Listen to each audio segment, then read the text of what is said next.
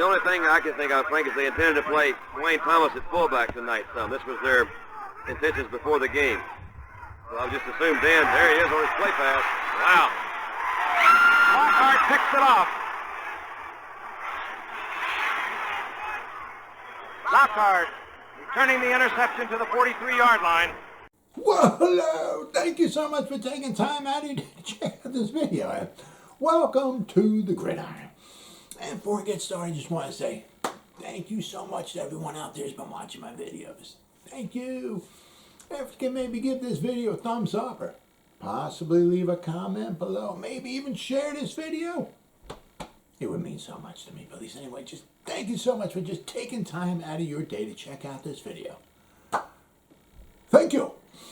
Well, I've done all the other position groups.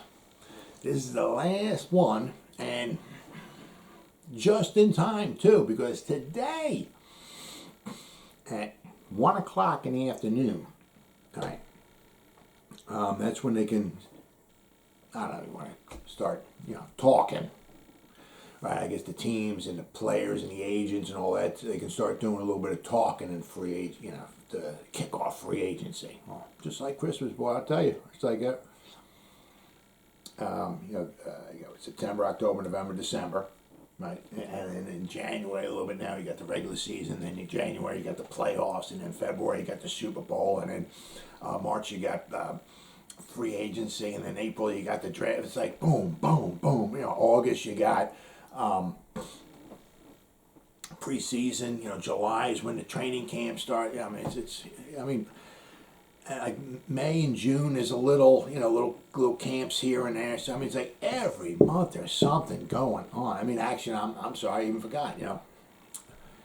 Then we just had the combine recently too. So you had the Super Bowl, the combine, you had the Senior Bowl.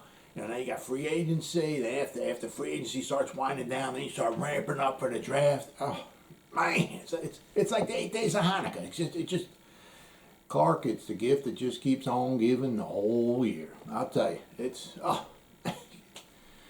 Christmas all year long here with football. But 1 o'clock today.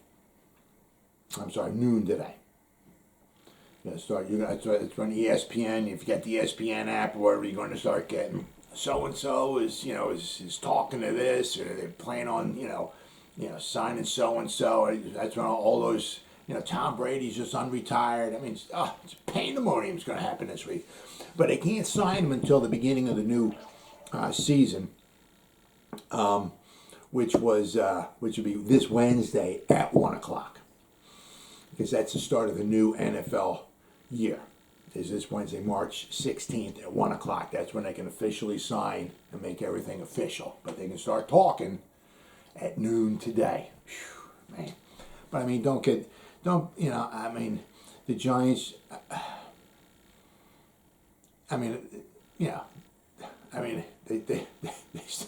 they still need to get rid of some money before they start signing some guys. So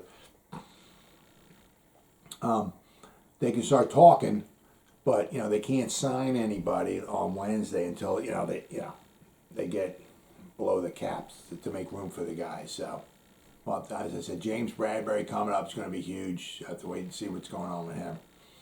But they have not a super duper huge need for safety. I haven't really heard anything about Jabrill Peppers. Obviously, he was injured last year. He was on the injured reserve.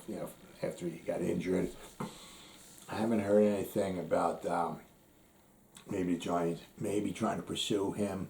Because with Wink Martindale, Dave Oshane, there's no tie to Jabrill Peppers at all. So if they're going to try to go after him, he is also coming off the injury. So we're gonna have to wait and see. So I don't expect for him to be back. Although never say never. He did grow up in North Jersey. He grew up, close to where the Giants play. North Jersey area. He was a phenomenal athlete. Very, very good in college. But he did suffer a torn ACL. last year. I mean, you got him, Martinez, and Shepard. I mean, we lost 3 good guys last year. Really, really good. Now Jabrill is very good on the line. He's very good in the box. He's very good at putting pressure on the quarterback. You notice when he's in the box, and he, a lot of times, he gets pressure. Maybe he doesn't necessarily get a hit, or he doesn't maybe get a sack, but he gets in there and gets pressure. So he's very, very good in the box. Okay, he has a little bit of a liability in coverage, though. I mean, so it's like, you just have to see. I mean, like, I saw Pro Football Focus. All right, now what they'll do, they show like a list of guys, in each position, and they show what they think their anticipated market value would be. Now I think for Jabrill it was around like $4 million a year, maybe a little more, especially because he's just coming off of an injury. I mean, if he had a very good year, health-wise too, he would certainly be getting more than $4 million a year. But according to them, the thing is that with Wink Martindale's defense, he likes the pressure. So I mean, if every time you get Jabrill in the box, you're going to send him, well, that's good. Okay? But, if you're dropping him back, a lot of times you're going to have that man-on-man coverage. Now he's a liability. And the other thing, too, is that what Wink likes to do is he wants to bring, I guess, around 7 guys or so, whatever, walk them up in the box, But they want the offensive lineman to have no idea who's coming. Now, if you bring Peppers in the box, and every time he comes, you're kind of taking away a little bit of the surprise there. So, I mean, so he said he's good in the box now. Is that something that, the Giants, Wink Martindale and their defense is going to want to covet, trying to bring him back? We'll have to wait and see. But, he's not the greatest in coverage, so we'll have to want to, see him. But I said, who knows? I mean, if I said for the right price, maybe he wants to stay in Jersey, stay with the Giants. Who knows? I guess I never say never. Now, obviously, the Giants, we got Xavier McKinney, all right? And hopefully he'll be with us for a long time, unlike like Laney Collins or, a lot of these other guys the Giants draft and 4 years, all right, well, we'll see you later. Yeah. It's like, and I guess maybe Laney Collins, I mean, the money he got, hey, good for him. I mean, I guess I can't see the Giants paying that much money, but it's kind of like you draft Laney Collins. He does good. He loves being here. He wanted to be a Giant. That's why when you let him go, he was so pissed off at us. But so you let him go, and you bring in a Logan Ryan. As I said, Logan Ryan's a great teammate. He's a good leader. All that stuff, I get it. But I mean, it's like you let one guy go so you can sign somebody else. I mean, it's like. But I mean, when Gettleman came in and Judge came in, none of them had a tie to Laney Collins. So I mean, so they just, it's one of the reasons why you just let him go. But it'd be nice to see, when Xavier McKinney, because he was in the second round, so we only got him for, this will be his 3rd year, so we got this year and 1 more year. Hopefully, we'll re-sign him. Hopefully. So I said, hopefully he'll be a Giant for a very, very long time. Then, of course, I'm going to say we got Logan Ryan back there too. It's a safety position. Now, he's a great, great in the locker room, great team leader, Unfortunately, maybe, we just might have to let him go after this season. Possibly. Because next season, we can save darn near about $9.5 million salary cap by letting him go. His cap hit is $12.2 million. His dead cap money is $2.975 million next year. So about $9.5 million we would save if we were going to let him go. All right, so if, and then after, of course, if we were to keep him this year and next year, after 2023, he's a free agent. All right, so if we don't cut him first. He is 31, and obviously after next season, he'll be 32. I don't know if you're going to want to, re-sign him after that. I mean, a 32-year-old, safety who's probably seen better days and everything like that. But we'll have to wait and see. Now we might want to get a maybe somebody younger, obviously, than Logan Ryan, and we can certainly do that in the draft without question. If not, maybe this year, possibly next year. Now, cornerbacks and cornerbacks and safeties are huge in Wink Martindale's defensive scheme. Very huge. Because either walk them up in the box, and so if the other team runs, you're going to need somebody who, if they're in the box, obviously to be good against the run, making tackles. But I mean, somebody sending pressure, or as I said, if you're going to be sitting them on their own island, covering the receivers one-on-one, whether it's a wide receiver or whether it's a tight end or a running back, kind of something. Cornerbacks and safeties are huge. You know what I mean? So, which brings me is we might even wind up, possibly, drafting Carl Hamilton, the All-American out of Notre Dame. He did not have a super spectacular combine. He's still the number one safety. So he didn't hurt himself there. It's just that some people thought he was like the number one guy overall. And if not that, certainly a top 5. Now, if you listen to a lot of people who are far better at the draft knowledge than me, just listening to people in podcasts and YouTube and all that and everything, some people are thinking he's top 5. So some people think he may not even reach the Giants at 5. But I said, but his combine, wasn't super spectacular. So I mean, there's a chance that the Giants might draft him at number 5 or number 7. There's a chance Thibodeau might fall to us. Sauce Gardner, a cornerback, especially if we get rid of James Bradbury. So I mean, so don't want to be surprised if we get Kyle Hamilton. Now, if we were to get him, okay, then there's a good chance that Logan Ryan after this season might be bye-bye, because we're not going to need Logan Ryan, Kyle Hamilton, Xavier McKinney back there. I doubt it. Especially if he can get rid of Logan Ryan and save $9.5 million. That would be huge. Then, of course, we still have Mr. Duct Tape. I don't know if they call him that anymore because Joe Judge is not here anymore, but Julian Love. So for right now, he could also, unfortunately, be a cap casualty. If we let him go after the dead cap money, which isn't much, I think we save like $2.5 million if they will let him go. Now him, good depth everywhere. I mean, he's not going to be a lockdown corner or anything like that. He's not the greatest safety in the world, but very intelligent, can play, many positions back there, and I think Wink Martindale could certainly see his the benefits of keeping a Julian Love on your team. Now, we'll have to wait and see. I mean, because as I said, if we let him go, like Nick Gates would be a couple $1 million. You can save him. If we get rid of Brad, if we would trade Bradbury, get rid of him, there's like a lot of money. But so Julian Love could possibly be another cap casualty. We'll have to wind up waiting and see. Now, there's also quite a few. There's a boatload of them in free agency. Okay.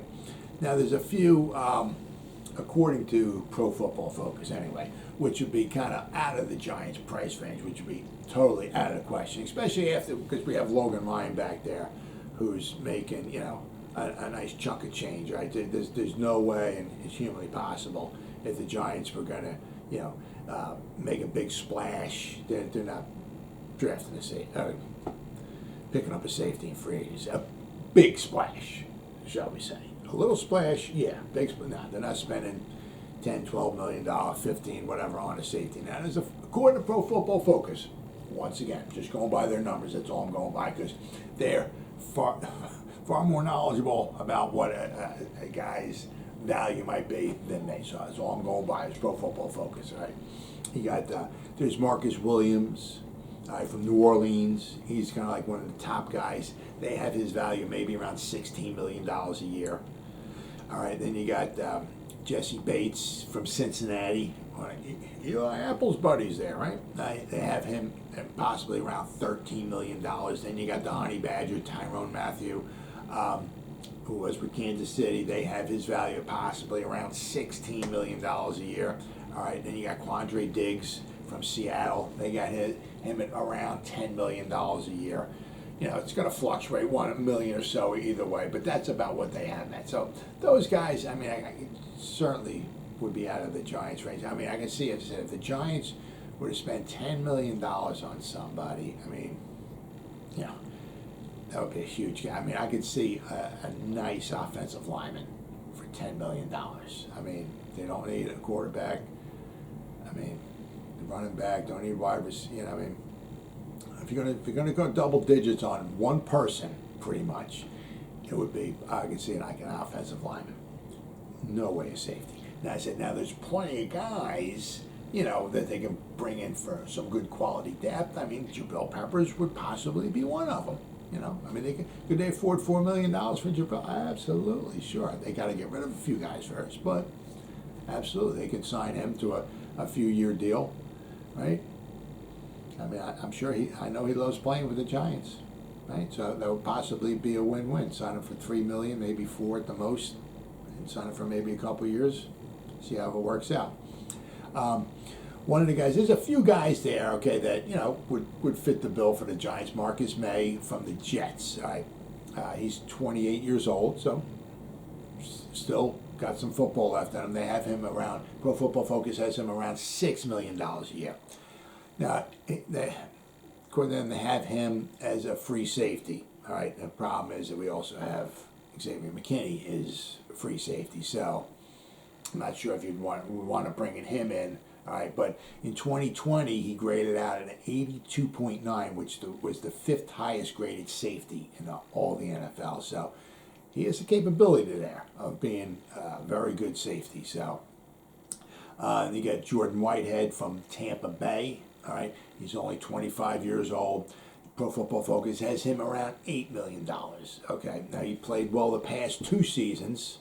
All right, he's a strong safety, so a young, strong safety.